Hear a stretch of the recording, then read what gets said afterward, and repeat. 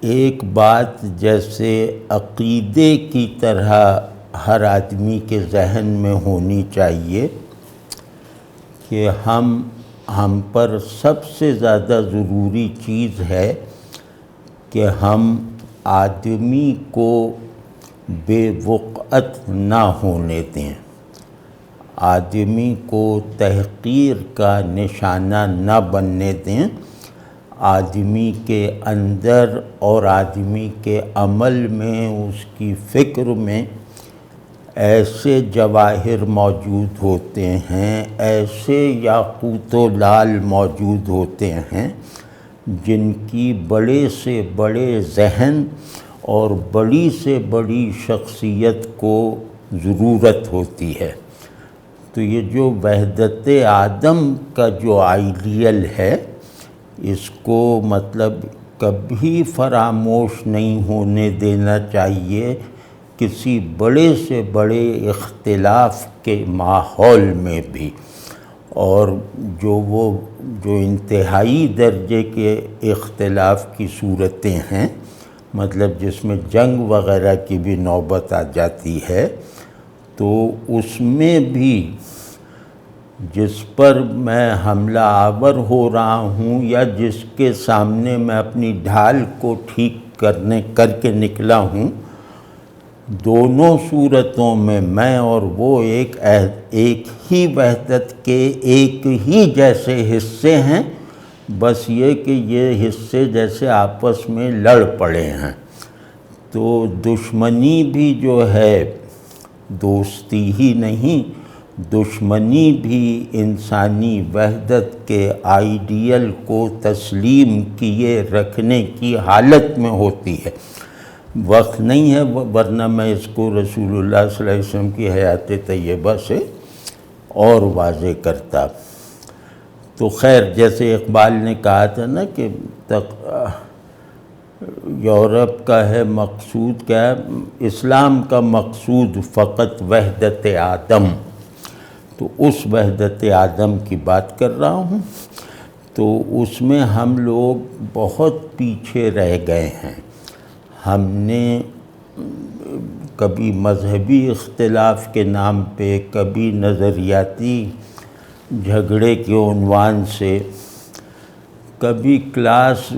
جو طبقاتی جو ایک کشاکش ہے اس کی آڑ لے کر، کبھی جینڈر ایشوز کو غلط سمت سے پکڑ کے اس کو بنیاد بنایا گیا۔ غرض یہ کہ ہم نے وحدت آدم کو توڑنے میں تو بہت کامیابیاں حاصل کیں، لیکن وحدت آدم کے تصور کو عمل میں لا کر اس کے حاصلات اور نتائج کو محفوظ رکھنے کی کوشش، کاوش اور حساسیت ہم میں دکھائی نہیں دیتی۔ مطلب وہ تھیوری اے والا بھی اس سے محروم، تھیوری بی والا بھی اس سے منحرف، تھیوری سی والا بھی جو ہے وہ اس سے سرکش ہے۔ تو یہی وجہ ہے کہ ہمارے یہاں بڑا دماغ پیدا ہونا بند ہو گیا ہے،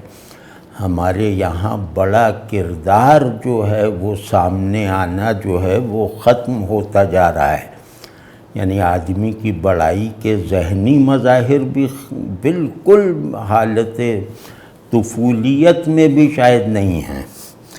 اس کے قلبی اور روحانی نتائج، شواہد، پھر اس کے عملی آثار۔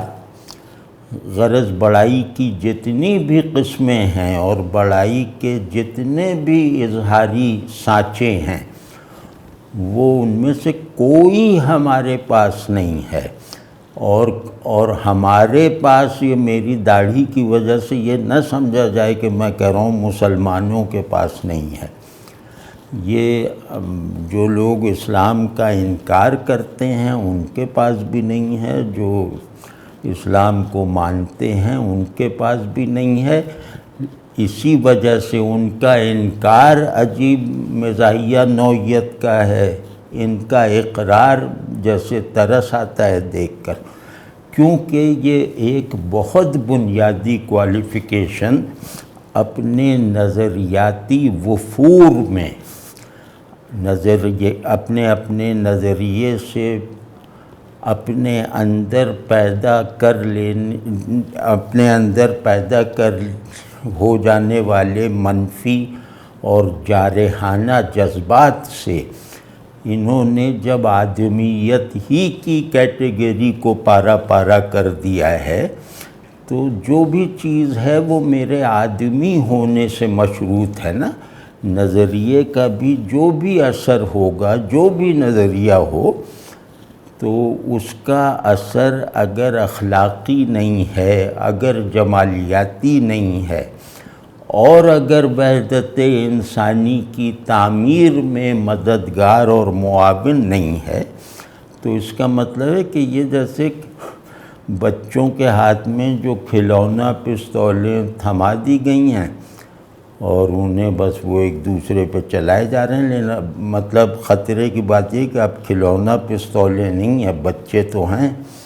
لیکن اب اصلی پستولیں ہیں۔